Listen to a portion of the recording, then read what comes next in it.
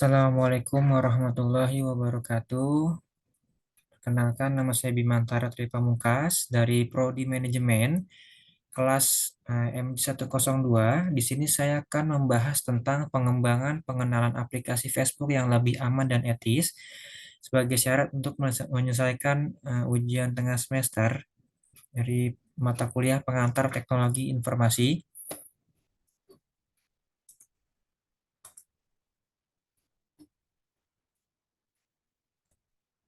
Ya, seperti ini tampilannya, pengembangan aplikasi Facebook yang aman dan etis. Jadi yang pertama itu ada analisis pasar. Dalam pengembangan aplikasi ini, Facebook yang lebih aman dan etis, ini diperlukan analisis pasar untuk mengidentifikasi target pasar dan pesaing. Berikut adalah hasil analisis pasar yang kami lakukan. Yang pertama ini target pasar. Yang kedua ada remaja dan dewasa, muda. Target pasar itu meliputi dengan pesaing. Terus ini yang kedua ada remaja dan dewasa muda, meliputi Instagram atau Snapchat. Yang ketiga meliputi profesional dan bisnis, atau kita sering aplikasi yang membantu sekali, LinkedIn contohnya. Terus yang keempat ini ada kelompok usia lanjut, Facebook Lite. Jadi Facebook Lite itu menyertai Facebook, tapi untuk versi Lite-nya. Terus yang kelima ini ada pengguna global. Kelompok pengguna global ini yang sering kita pakai sehari-hari, contohnya ada WhatsApp, WeChat, dan sebagainya. Terus yang sini ada keamanan aplikasi. Untuk meningkatkan keamanan aplikasi Facebook, diperhatikan beberapa faktor keamanan penting. Faktor-faktor tersebut meliputi enkripsi data, perlindungan terhadap serangan cyber, dan keamanan akun pengguna. Sini ada contohnya, faktor keamanan aplikasi Facebook. Contohnya yang pertama itu ada faktor keamanan berupa deskripsi, terus enkripsi data berupa melindungi data, fungsinya melindungi data pengguna dengan menggunakan teknologi enkripsi yang kuat untuk mencegah akses yang tidak sah. Di sini berikutnya ada perlindungan terhadap serangan cyber.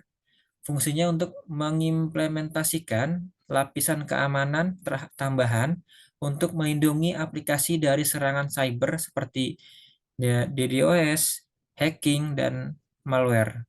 Sini terus yang keempat, ada keamanan akun pengguna. Fungsinya menerapkan mekanisme keamanan seperti autentikasi dua faktor dan verifikasi email untuk melindungi akun pengguna dari akses yang tidak sah.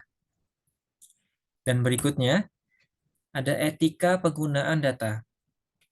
Dalam pengembangan aplikasi Facebook, penting untuk menjaga privasi pengguna, menghormati hak-hak pengguna, dan mematuhi peraturan perlindungan data. Sini ada contohnya, prinsip etika penggunaan data. Yang pertama ini contohnya ini ada prinsip, fungsinya untuk deskripsi.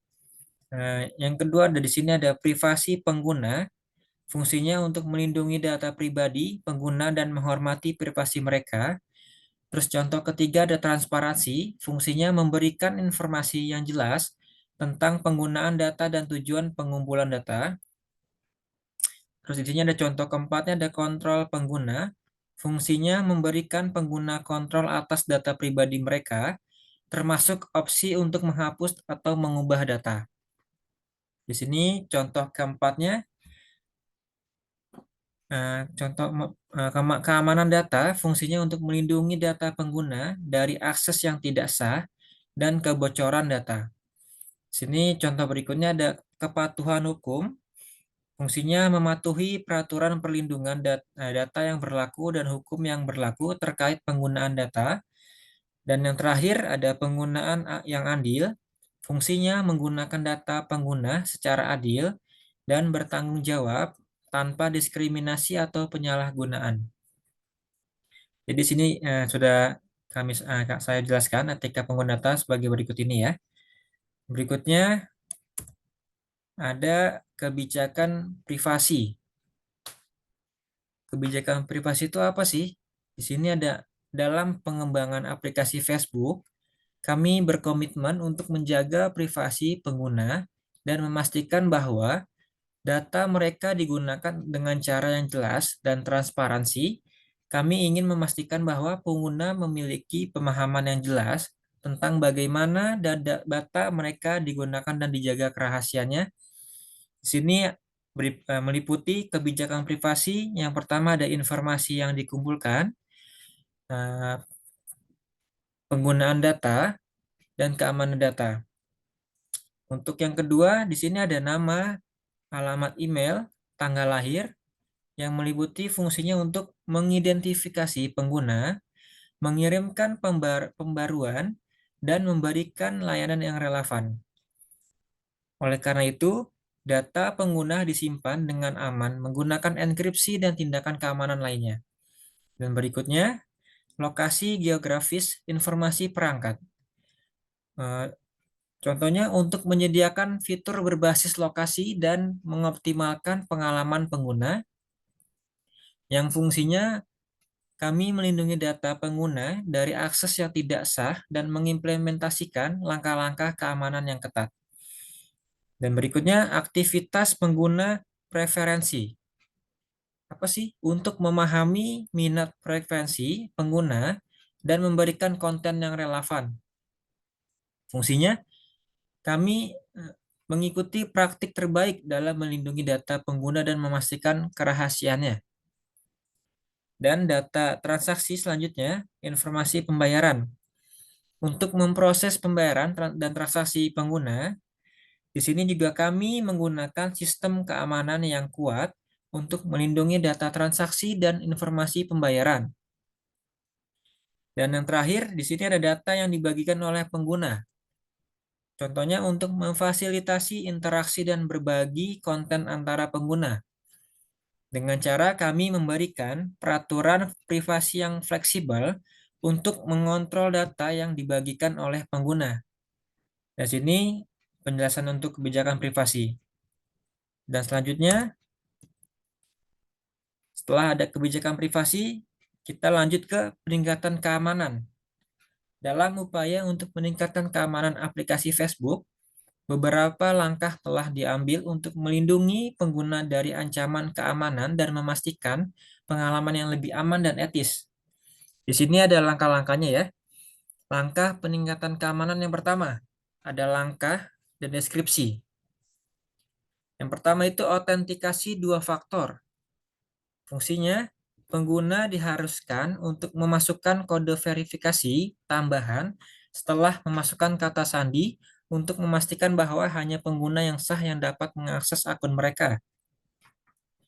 Selanjutnya, ada pemindaian malware. Tujuannya, aplikasi Facebook secara teratur memindai perangkat pengguna untuk mendeteksi dan menghapus malware yang dapat membahayakan keamanan dan data pengguna. Untuk fungsinya pembinaan malware ya, Pak ya. Yang terakhir, di sini ada pembaruan keamanan teratur. Fungsinya Facebook secara rutin merilis pembaruan keamanan untuk melindungi pengguna dari kerentanan keamanan yang baru ditemukan dan memastikan aplikasi ini tetap aman. Setelah itu, ada pengembangan fitur baru. Dalam upaya untuk membuat aplikasi Facebook lebih aman dan etis, kami sedang mengembangkan beberapa faktor baru yang akan membantu pengguna dalam mengontrol konten yang mereka lihat, melaporkan penyalahgunaan, dan meningkatkan privasi mereka. Di sini, oleh karena itu, Facebook merilis atau membuat fitur-fitur baru yang secara aplikasi Facebook ini ada filter konten negatif. Filter konten negatif ini menggunakan teknologi pemrosesan bahasa alami untuk mendeteksi dan memfilter konten yang bersifat negatif, berbahaya, atau tidak pantas. Yang kedua ada laporan penyalahgunaan, memberikan kemampuan kepada pengguna untuk melaporkan konten yang melanggar pedoman komunitas Facebook seperti tindakan pelecehan, kekerasan, atau penipuan. Yang terakhir, untuk fitur baru aplikasi tersebut, kontrol privasi yang lebih baik dengan cara menambahkan opsi privasi yang lebih rinci, termasuk pengaturan privasi untuk postingan, profil pengguna, dan informasi pribadi lainnya.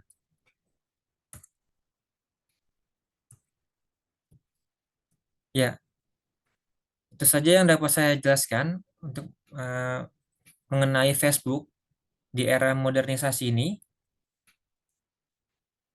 Sekian, Assalamualaikum warahmatullahi wabarakatuh.